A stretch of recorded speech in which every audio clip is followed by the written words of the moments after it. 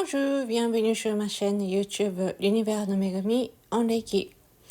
Je suis japonaise et je pratique et j'enseigne et je transmets le bienfait du Reiki, une méthode et un système de bien-être qui est né il y a plus de 100 ans au Japon, en langue française et en langue japonaise qui est ma langue maternelle. Et donc voilà, je vais essayer de vous partager aujourd'hui une des phénomènes fréquents avec Reiki qui est lié à l'odeur encore. La fois précédente, je vous ai partagé donc par rapport à l'odeur toxine. Lorsque nous allons déclencher notre processus de notre auto-guérison, il y a un passage où nous allons sentir une odeur particulière.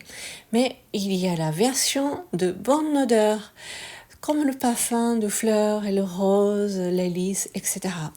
Aujourd'hui, je vais partager cette expérience qui pourrait passer, qui pourrait arriver souvent. Évidemment, il y a des gens qui sont déjà, dès le début, sensibles à l'odeur. Et ça pourrait être un des points forts, une des qualités de la personne. Donc ça pourrait être un talent. Mais au fur et à mesure des guérisons holistiques que nous allons vivre, nous allons être plus en plus qui nous étions. Et donc évidemment, la particularité de la personne et des talents commence à être plus en plus illuminée. Notamment, il peut y avoir des gens avoir des visions claires, donc lucidité par rapport au leçon, par rapport à l'odeur, par rapport au goût, par rapport à la toucher, etc. Et notamment, donc ce qui est lié dans l'odeur, par rapport à l'odeur, c'est que même la séance en distance, même la séance en direct, il se passe une odeur qui est agréable, qui est super bonne odeur, qui est très pure, etc. pendant la séance. Donc c'est un phénomène qui se passe pendant la séance. Et aussi, ça pourrait passer ce phénomène d'odeur, de bonne odeur, pendant l'initiation. C'est vraiment incroyable et magique. C'est une des parties que la plupart des gens aiment ça. Non, quand même pendant la séance en distance et en direct, à un moment donné, la guérison se fasse au niveau assez profond, ou soit le plan assez au-dessus, au supérieur, et il peut y avoir des contacts qui n'est pas sur cette terre. Des contacts avec les présences de lumière, etc. Et il peut y avoir toujours des odeurs accompagnées. Donc, notamment des odeurs lisses, les odeurs roses, les odeurs parfois des bois, genre bois santal, etc. C'est vraiment quelque chose de épuré. Et aussi, même les roses, il peut y avoir des variations différentes. D'ailleurs, je vais faire une autre vidéo lors d'une rencontre avec l'huile de Sainte Marie-Madeleine, donc l'onction de la Sainte Marie-Madeleine. C'était très très magique et intéressante. Et que ça sert, cette expérience de l'odeur, pour la séance, donc pour le bien de tous. C'est vraiment incroyable comment la sensation de l'odeur, le sens de l'odeur puisse amener dans les plans très très lointains pour la guérison holistique aussi. Et pendant l'initiation, il se passe aussi le même phénomène. Moi, je suis toujours qu'est-ce que je vais faire si jamais je ne sens pas bien, si je sens mauvais, etc. Je me pose beaucoup de questions, je fais attention et tout. Mais quand même, parfois, je pourrais sentir pas bon et mauvais, etc. Mais dans mes élèves, donc dans mes camarades de Reiki, il y a une personne qui est hyper sensible à l'odeur.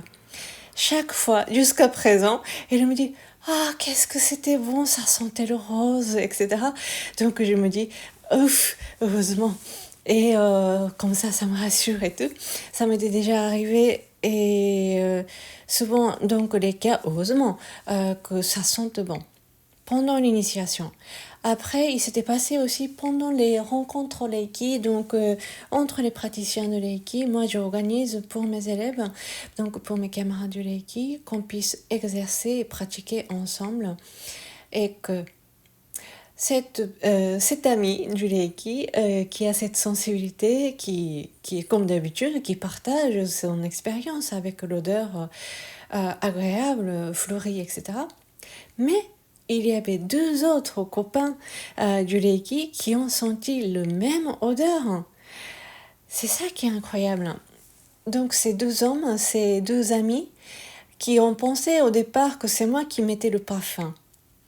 Mais en fait, moi, je n'utilise pas le parfum. Même, je fais attention de ne pas utiliser le shampoing ou de tous ces savons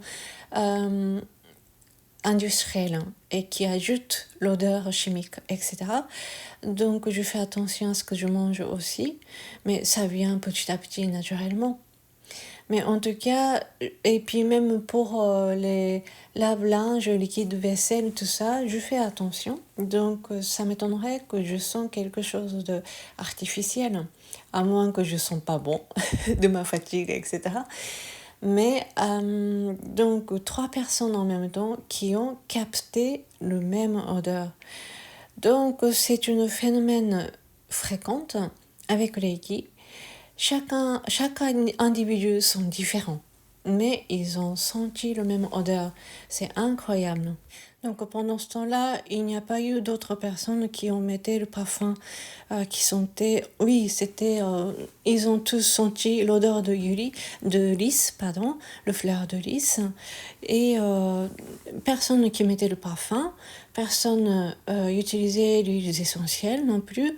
L'espace où j'ai loué, il n'y a pas eu de quoi que ce soit qui fait sentir des lys et il n'y a pas eu de fleurs lisses non plus dans l'espace. Donc c'est purement pendant des pratiques qu'ils ont senties. En tout cas, ce sens de l'odeur, comme un signal pour la guérison holistique de la personne, c'est vraiment pratique aussi. En termes très concrets, ça pourrait être des guides aussi pour savoir où nous sommes par rapport à notre guérison. Donc jusqu'à présent, c'est toujours le bon odeur, mais comme je vous ai indiqué d'autres vidéos, mauvaise odeur aussi, ce sont juste des significations de baromètre de notre avancement de guérison. Moi, je trouve que l'odeur est souvent liée à nos mémoires et cet sens de l'odeur nous emmène souvent primitivement à nos mémoires, même aller loin à notre conscient collectif. Donc ça pourrait être un outil vraiment, vraiment pratique et fiable. Mais bien sûr, c'est souvent après avoir assez expérimenté des vécus de la guérison holistique. Comme ça que nous allons entamer, superposer nos vécus et comme ça nous allons utiliser nos vécus de la guérison holistique. Bien sûr, ça pourrait arriver, ce phénomène, pendant notre autotraitement ou alors pendant la mise en disposition de Reiki. Ça peut être des super bons guides et des signaux à bien prendre conscience et prendre bien note de tout ça. Et que nous pouvons vivre cette transformation de mauvaise odeur à bonne odeur. C'est vraiment agréable. En tout cas, aujourd'hui, je vais m'arrêter là. Merci beaucoup. ありがとうございました。On va se retrouver sur les autres vidéos. またね。À bientôt.